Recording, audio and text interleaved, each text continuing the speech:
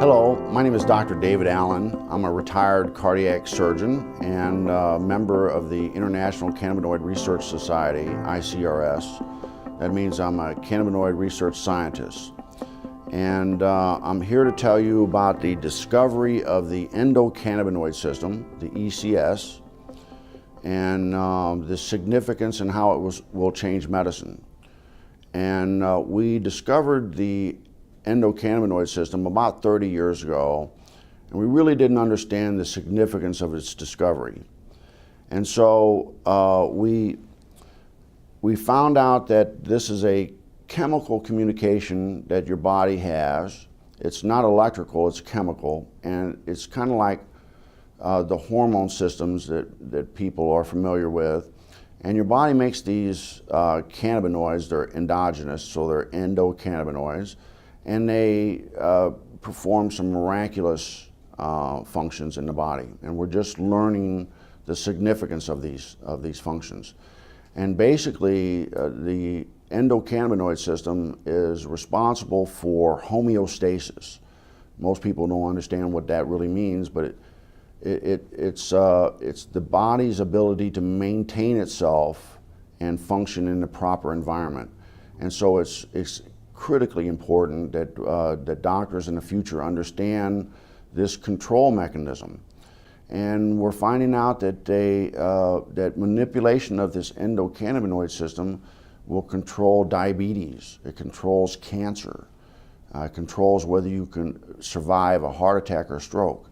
And so this is critically important for doctors to understand this new science. And the discovery of the endocannabinoid system is the single most important medical scientific discovery ever, and will save more lives than the discovery and application of sterile surgical technique. And I'm a heart surgeon saying that. So more people will be saved by manipulation of the endocannabinoid system than are currently saved by surgery. But recent research has been looking at cannabis and the different cannabinoids. There's over 80 plus cannabinoids discovered in the cannabis plant. The second most dominant one besides THC is cannabidiol or CBD. Okay. And the research now is over 1,200 peer-reviewed journals on CBD. It's probably the most exciting and researched ingredient or substance right now around the world. Mm-hmm. It doesn't have the psychoactive or high that is associated with THC, but it has a tremendous amount of other benefits, including research shows anti-seizure, anti-epileptic, which is why it's gotten a lot of popularity. You do a lot with children with seizure disorders, and they're getting benefits from this plant in a safe, non-toxic way versus all these drugs that typically don't work. Mm-hmm. And there's neuroprotective benefits, so you see a lot with concussions and the NFL. There's a lot of research being done now with chronic traumatic encephalopathy or chronically banging your head a lot. There's anti-anxiety, which is really important. It's the anti-THC of sorts. It calms you down. It helps you manage stress better, which is how I look at it. It's much more as a preventative or daily use substance than just treating disease states. Mm-hmm. And there's immune support. There's it's a huge antioxidant. There's just a tremendous. It's easier sometimes to talk about what it doesn't do than what it does. Dr. Alan Shackelford is a Harvard-trained physician. He's also among a handful of doctors in Colorado who give prescriptions for medical marijuana. From the moment Charlotte entered his office, he knew she was in trouble. While he was just examining her, she had 2 seizures. She'd failed everything. There were no more options for her.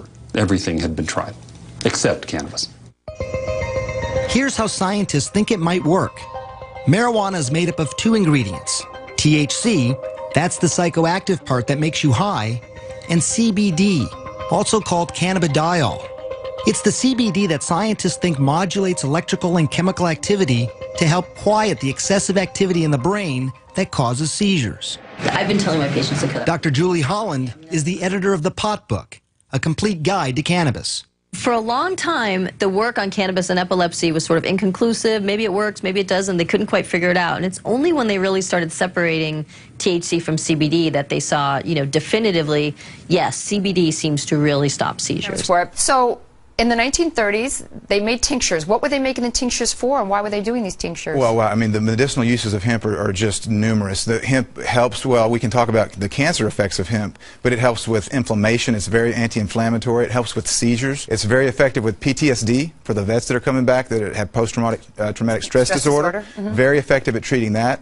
It's an anti-inflammatory. But then the uses of hemp for cancer, what I've studied, because of my book, Cancer Step Outside the Box, and the number of cancers, there's about a dozen different cancers that have been studied in depth with medicinal marijuana, with hemp. And so the studies, from brain cancer to prostate cancer to pancreatic cancer, uterine cancer, cervical cancer, prostate cancer, it's amazing. Okay, so what is in hemp that it's this THC, correct? Well, there's chemicals that are called cannabinoids. Right. THC is short for delta-9 tetrahydrocannabinol. I'm glad you said it because I couldn't. That's the only time I'll get it right. I'm glad I got it right. So that's the one, THC is the one cannabinoid that everyone's familiar with. That's the one that's psychoactive, and that's the one that gets you high if you smoke it. Okay. But there's other cannabinoids. One is called CBD, cannabidiol, and it's very medicinally used. There's no psychoactive component of CBD. So what do? Extract these and make tinctures, or you can make tea out of? You can make tea. You can eat it. It's a great superfood. You're into raw. A lot of people use raw hemp in their superfoods. Well, do you get high off of hemp if you eat it as a superfood? No, well, or just the seeds. You've got to heat the THC to make it become psychoactive. So people that eat the plant, they put it in a smoothie. You know, they're super green smoothies. Right. You're not going to get high off of that because you didn't superheat it. But is it then, if you put it in the smoothie like that, is it good prevention to cancer? It is. It's very well. It's got a perfect ratio of omega-3 to 6 fatty acids. It's got more GLA, gamma-linolenic acid, than any other plant.